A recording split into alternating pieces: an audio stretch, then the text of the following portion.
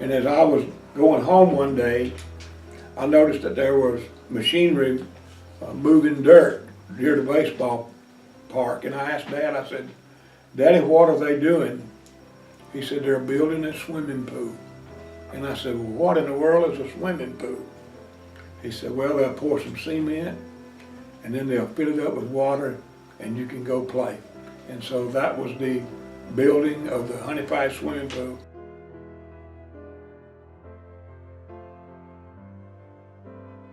The Chiquola Mill financed the pool as another form of recreation for its employees and their families, and it has been around for many generations. I remember when they was building the pool, a young boy, Daniel Construction Company built the pool.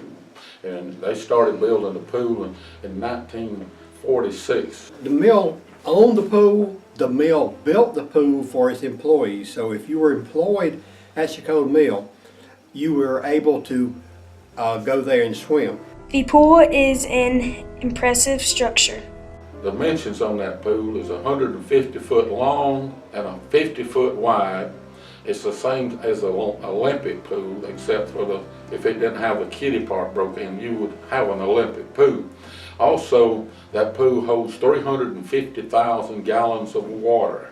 It's got the deep end separated from the shallow end by a little concrete walk there, which is very nice to keep the people who cannot swim up here on one end and the people that can swim down here on the other end. The pool is now open for all residents of the area, but it wasn't always that way. Now, as time went along, the mill started giving permission to the town of Honey Path that everyone can come swimming then. So if you lived in Honey Path, you could come. There was no charge for anybody to get in the pool when I was lifeguard. Now that did change because we started selling sort of ticket, if you will, or permission to come. It costs you $1 for the entire summer. Many young people learn to swim at the pool. A boy pushed me off in the 10-foot area of the pool and said, "You don't have to swim or else." Well, I learned to swim right quick right there. When I was about 8 years old, a real good friend of mine by the name of Ray Hill taught me to swim. You know, because prior to that, you had to stay in we always called it a little part, in the shallow end. But once I learned to swim, then I could get over in the deep end with everybody. The pool provided many hours of entertainment for the young people of the town. We just went in, we would stand at the gate waiting on them to test the waters, and they'd open the gate and we'd go in. We would have to go into the bathhouse and take a shower, not with soap, but just rinse off. And then we'd go stand on the edge of the pool. Then one of the lifeguards would blow the whistle and we could jump in. And we'd play things like alligator tag, where we would stand at one end of the pool and then somebody would get in the water and we would dive in and we would have to try to make it past a certain point without getting tagged. They had a big high shoot up on down next to the kiddie pool. We used to slide down there and we just go over there and stay all. It was a long slide and it was fun, but you had to be careful because the water wasn't really deep. So if you went down on your tummy, you wanted to make sure you kind of went shallow. If you didn't, you might carry a skin on your nose because you might hit the bottom. Lifeguards were available to oversee the swimmers. My job was to protect people from swimming, and my job was to protect people from injuring themselves or somebody else. Small kids would fall in the water over their head and couldn't swim, so you could go in and help pull them out. You could actually help people learn how to swim.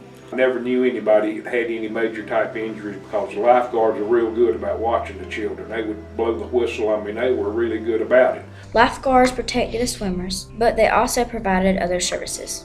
Now, one of the things that we had to do with the swimming pool was keep it clean.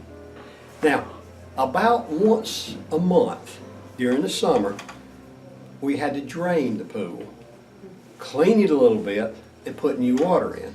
You had to swim to the very bottom, and they had two drains there, about maybe 12 inches across, and you had to pull them up. If you're at the bottom of a 10-foot area and you pull the drain out, all of a sudden it's just sucking water down like crazy. And if you had a body part too close to that thing, it would suck your body part in, and you don't want to stay at the bottom of the pool for 2 days until it drains. When the mill closed down, the owners turned the pool over to the town and its recreation department.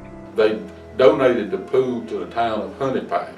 And all the ball fields and all that property was donated to the town of Honey Pie. So we took it, and there was a lot of them wanted me to fill the pool in because it cost so much to operate. It had too many fond memories to me and some other people in our town. The Honey Path Mayor and Town Council are determined to keep the pool open. A pool's a real expensive item to maintain and keep up. And we're fighting right now to try to keep the pool open even longer. Everybody in Honey Path does not own a swimming pool. Everybody in Honey Path now has the opportunity to come swimming at the pool, and everybody in Honey Path has the opportunity to come down there and get some exercise, learn how to swim, learn how to work with other people. So it's a great place to go and have fun and do things. So I think it needs to be open as long as we possibly can. I just hope we can see this pool stay open for many, many years to come, for y'all's sakes and for y'all's children's sake.